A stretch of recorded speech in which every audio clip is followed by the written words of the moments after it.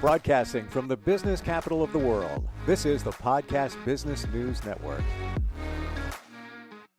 We today want to talk to anybody who is an author. If you've written a book, if you've considered maybe even doing the audio portion of the book, but you haven't gotten there, you're thinking about maybe hiring somebody, maybe a professional speaker to do the audio portion of your book. We've got somebody for you, and they work for free in terms of the audio portion of the book. And that person is you. You should be doing it. It's your book. Nobody knows it better. And we've got somebody that can take you by the hand and show you how to do that. It's actually very easy. And he's back with us. Robert Lane from Robert Lane Coaching joins us. Robert, welcome back. How are you? Good. Thanks, Steve. Yeah, I love that introduction. You're right. They can do it for free and not hire a professional, because you are a professional and you can do it. And there's just things that you just need to do to believe in yourself that you can, and the rest, like you mentioned, I will definitely handhold you through the process. And we're going to talk about the tools, the techniques to get this done. I believe, having spoke to a lot of people about this whole process, the first thing that we should address is, yes, you do sound good. So many people think, oh, my voice, I don't know about that. No, there's no way I can do it. Yes, you can. Trust me. Probably the best sounding ones, in my opinion, are regular people. You sound genuine. You are genuine. You're you. It's your material, right?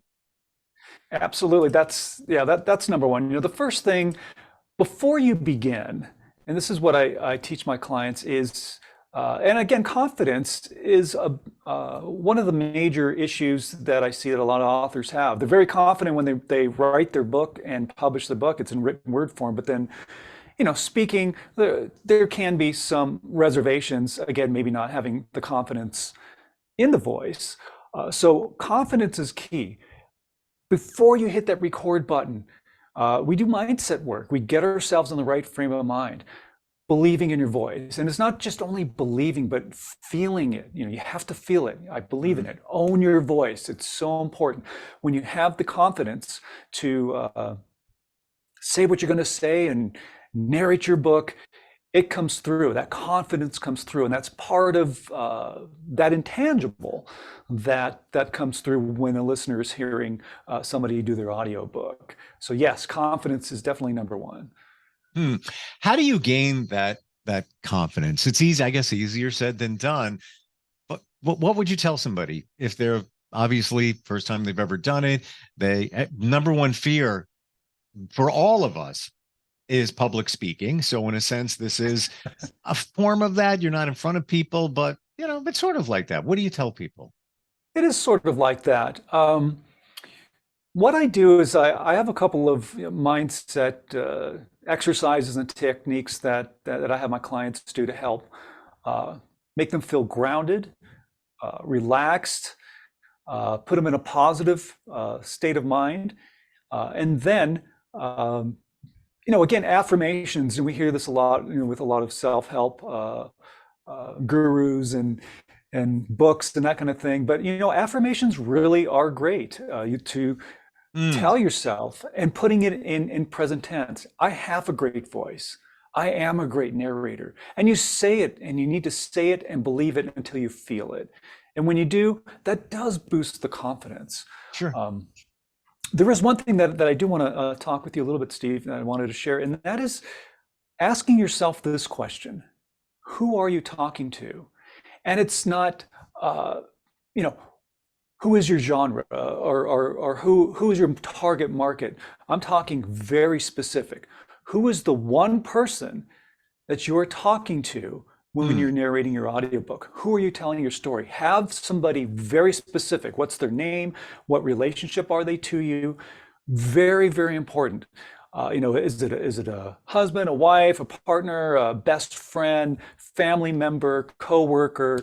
Whoever it is, you wrote this great book and now you're going to tell your story. So who are you talking to specifically?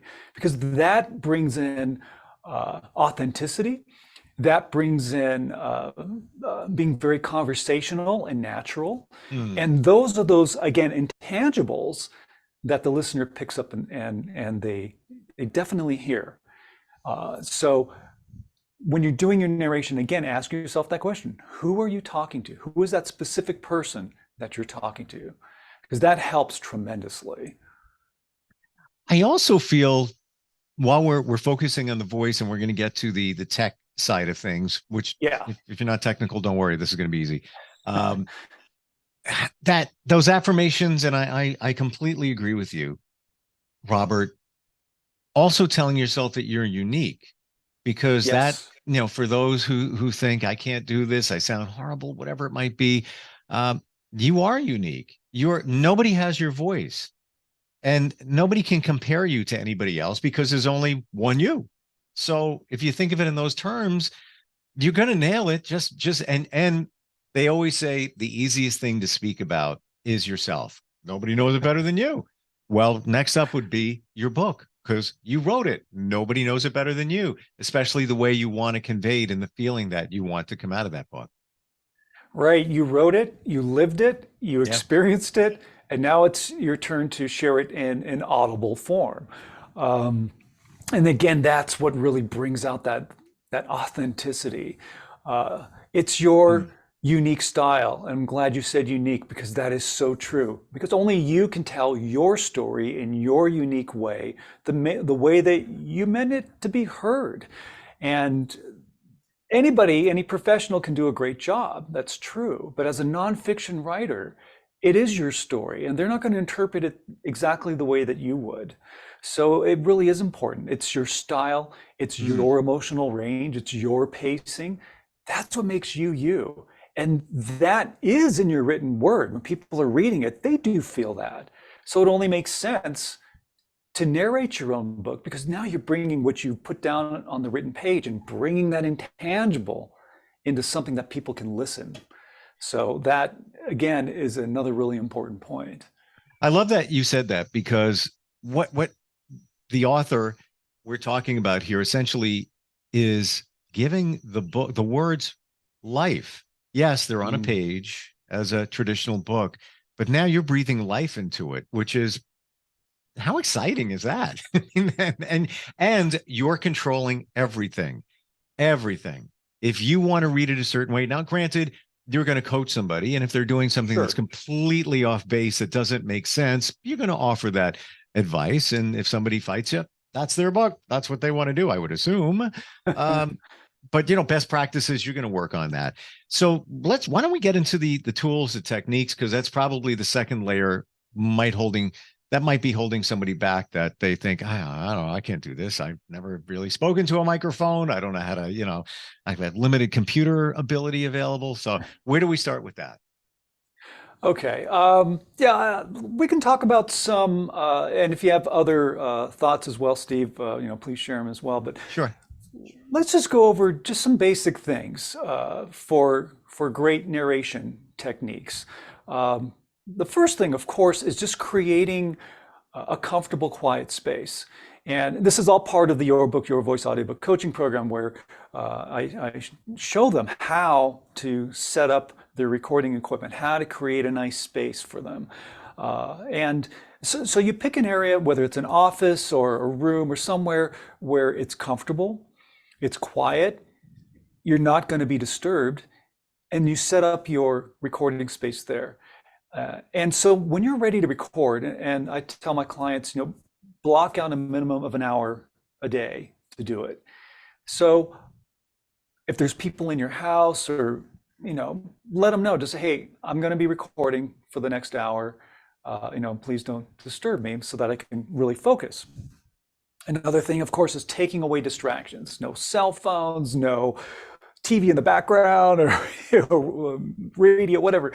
You don't want anything that's going to be a distraction from Mm. focusing on doing a great narration. So really, no cell phones, especially. You gotta put them in another room, because it's getting to that, again, with the mindset work, getting into the right frame of mind, and then maintaining that. What do they call it? When you're in that deep work mode, and you get in there and you do your narration, and you're in your zone. It's almost like meditation in a sense, right? You're in your recording zone. And when you're reading your book, your energy is there. your unique style is all there. So having that comfortable space is really important. And again, taking away those distractions. Sure.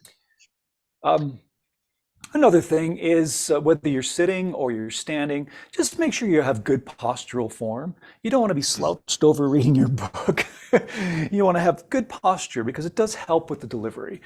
Um, Staying hydrated, that's a very important aspect, not only just for your body in general, but it helps eliminate a lot of the mouth noises, dry mouth, because that obviously is going to get picked up in the microphone when you're doing your narration. Another thing, and I know we had mentioned this once before, about smile when you narrate. Have that nice big smile. Makes such a huge difference. And you know what? Even in enunciation, when you smile, you sound clearer.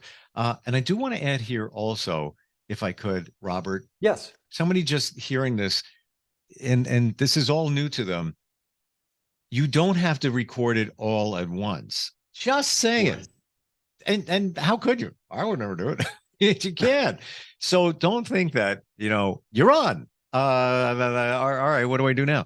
No, baby steps. You can record some tracks, some pages. You work with them, of course, on the pacing of how to do that. Yes. But you can slowly ramp yourself into this whole until you get into, wow, I'm in a zone now. I got it. I feel comfortable. I'm speaking, making a couple of mistakes. So it's all normal. And they're not really mistakes. I look at them as this. They're not really mistakes. They're approaches. You may say it a certain way, maybe you flub. You might be thinking, I might want to say it a different way, and then your mouth got ahead of you, whatever it might be. You edit everything. Not the author. You're taking care of all of that, making everybody sound fantastic. That's right. And that's all part of the audiobook coaching program. And like you mentioned, you don't record the entire book in one sitting. And you wouldn't want to do that anyway, because you're going to get fatigued really fast. But again, so you have this great book, and your great book has, 20 chapters, let's say, and you have an introduction page, and you have a foreword, maybe you have acknowledgments and a dedication page. Sure. All those sections of your book are separate audio tracks. So you are breaking it up, because that's how you prepare your audiobook for publication, is you do everything in separate sections. And of course, this is all taught in the program.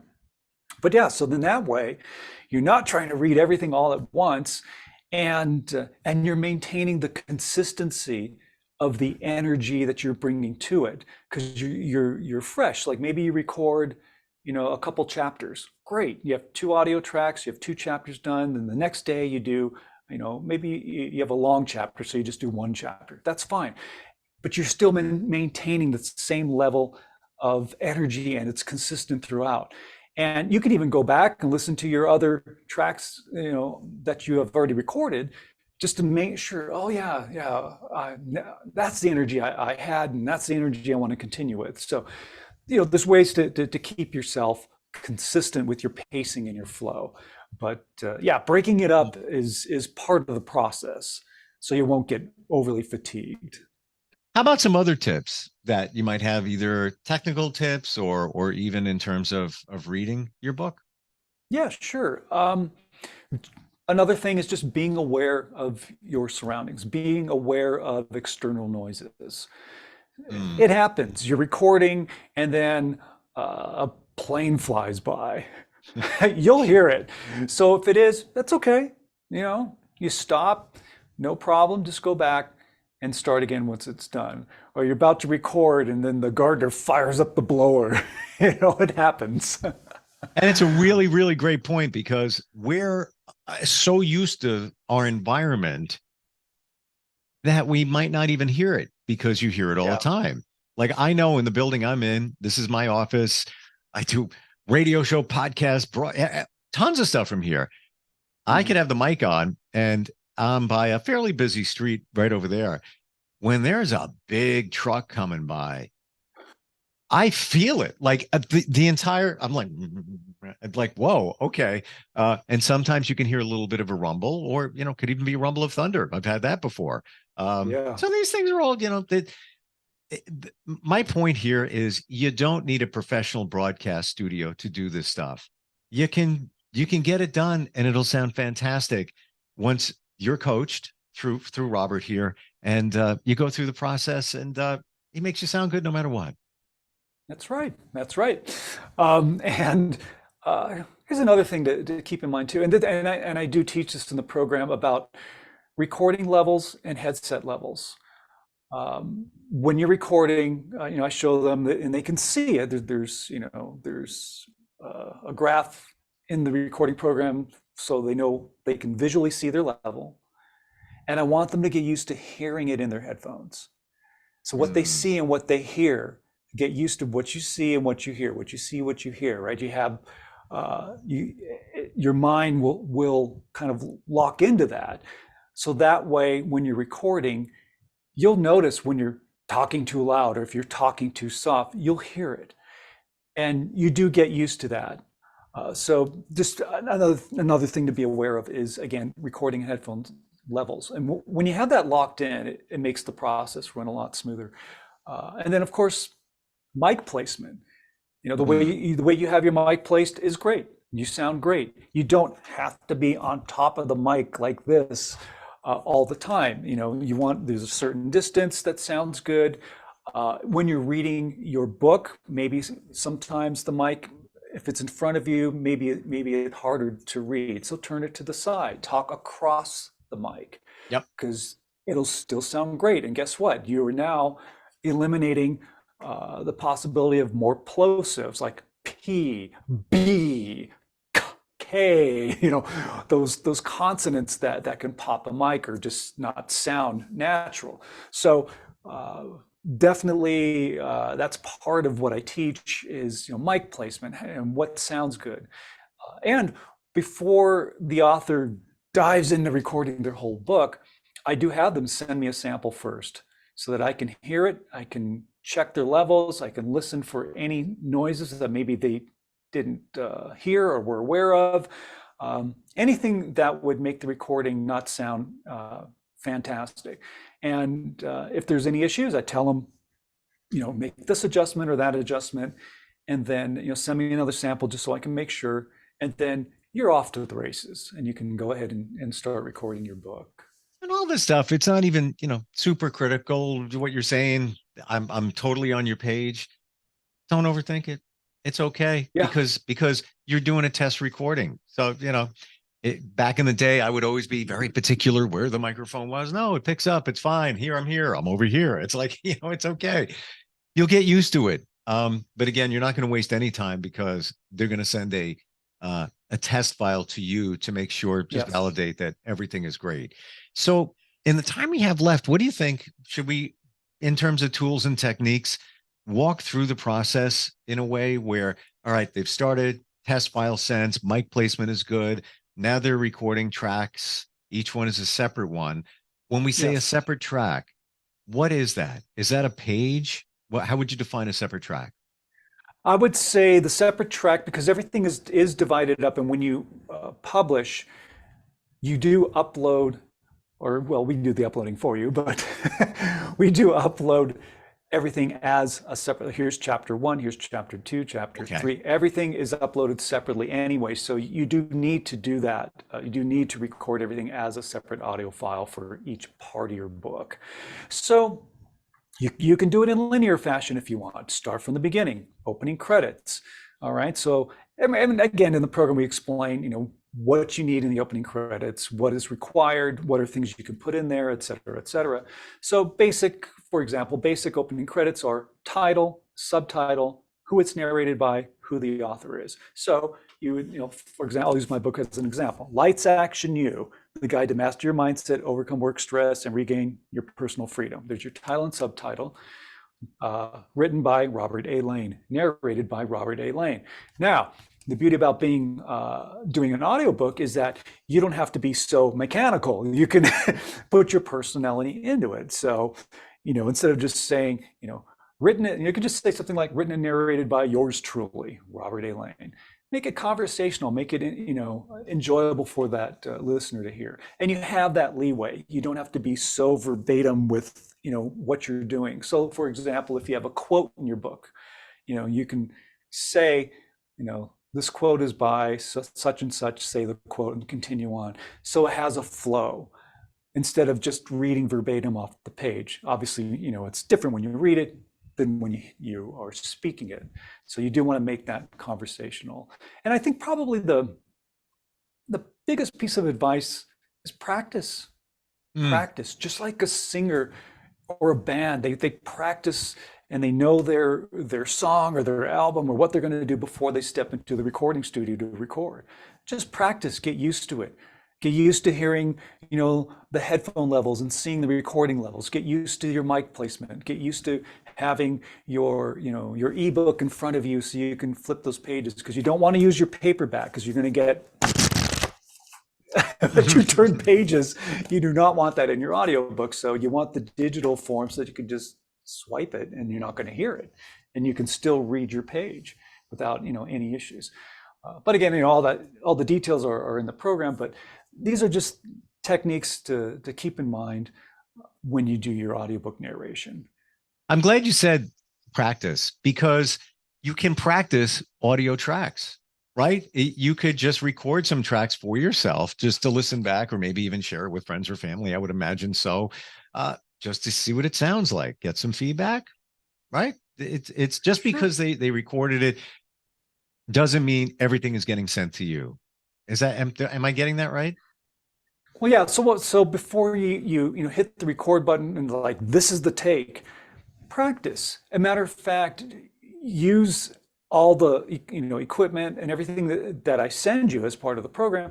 Have it set up. Get used to using it. Get used to using the recording program, and practice. Definitely practice using that, so that when you are okay, I'm ready to record. I'm ready to do this chapter, and you know exactly what you need to do. You hit record, and again, as you continue throughout recording the book, it gets easier and it flows smoothly. So it just gets easier and easier and easier as you go along. Yeah. Because you're getting more comfortable too. Yeah. One thing we do want to say: this is for fiction authors. Nonfiction. Nonfiction. I'm sorry, that's what I meant. Nonfiction, and it doesn't matter how long your book is. Correct? Right. I'm working on a book now, which is roughly 130 pages for this author. Some books are longer, some maybe 200 pages. So, and you need to give yourself, I would say, like twice as long. So so let's say if you're recording a chapter and it takes you, let's say it takes you, 15 minutes to read through that chapter. Give yourself an hour to record that chapter. It's a cushion. You may get it done sooner, which is great. If it takes longer, that's okay. But use that as kind of a basis of how long it's going to take to do each section of the book. The shorter it is, obviously, the faster it'll be.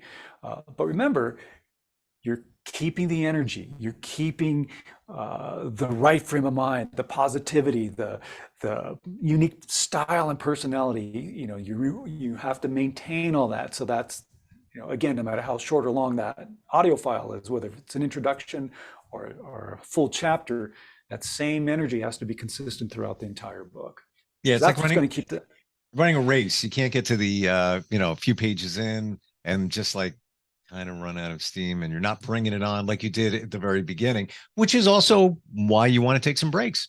You have time. Absolutely. You can do it. And this is a, if I remember correctly, a 6-week program. Correct. This is a 6-week program. When you register, I close registration on the 20th of each month, because that gives me time to send the author the recording equipment that they need, which is part of the program. So they get a mic, headphones, sound isolation screen for the mic. We go over the audio program. I teach them how to use Audacity because that's an easy program.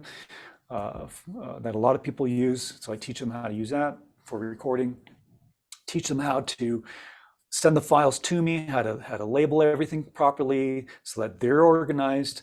And then I do all the post-production editing for them. I will upload their book to Audible, Amazon, and Apple Books for them so that they will be published by the end of the 6-week course. Amazing. And again, we didn't say it here, but we've said it in the past. The recording equipment, everything, headphones, microphone, everything this is sent to you as part of the program, you keep that. So let's say you're on the book too. You could use it to record that. And of course, Robert will help you edit it and upload and everything. I'm sure, different rate and all of that because it's not the program. Awesome. Right. How do we find you, Robert? We're thinking about doing this now. Yes, I have a book. I'm excited. How do I do it? Right. If you're a published nonfiction author and you don't have an audiobook, you really need to do this. And you can. Just remember that. You can go to robertlanecoaching.com. Easiest place to find me, robertlanecoaching.com. And it has everything there about the program. And all you need to do is just book a call with me. Schedule a call with me so we can talk about your book. I can give you more details about the program, get you signed up, onboarded for the next course. That's simple. Amazing. And I'm sure, final thought here, that you can also provide some links to stuff that others have done through you, just so we can get a feel for it. I would think that's available somewhere, or at least point them to the books. Yeah, I can definitely have some links for people to check out.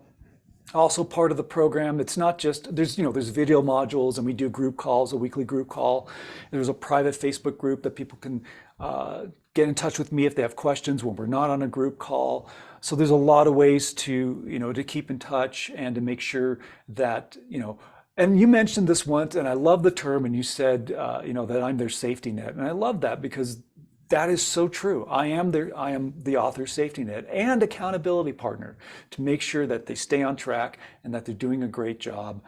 And, honestly, at the end of the day, when their book is done, it's something to really be proud of. That feeling when you published your book in the first place, now you have an audiobook. It's a great thing. It's a great feeling. Feeling of accomplishment. It's excitement. It really is, because it's so you. I mean, nothing gets better than you reading your book for the masses, the world to hear. And it's done professionally. Yeah. All right. So we're not all professional readers and speakers and narrators, however you are, Robert. And that's where it all comes into play, where you make us sound good. robertlanecoaching.com, correct? That is correct. Awesome. Thank you so much for being here. Really appreciate it, and look forward next time we get together and get a chance to talk. Yeah, I was thinking, maybe on the next time we meet, maybe we can do like a open forum Q&A or something, or maybe, I don't know. I would love that. I would love that. Yeah, I'm sure there's authors out there that are wondering about this, and you got questions, he's got the answers. We'll get it done for you. All right. Look forward next time, Robert. Are you looking for even more of the podcasts and hosts that you love? The Podcast Business News Network is proud to announce that you now have even more ways to listen live. Check out the MyTuner Radio, online radio box, and Simple Radio apps on iOS and Android, or find us online. Search for Business News Network on mytuner-radio.com, or search Podcast Business News Network on streama.com and onlineradiobox.com/US. Take your podcast on the go and don't miss a minute of the action.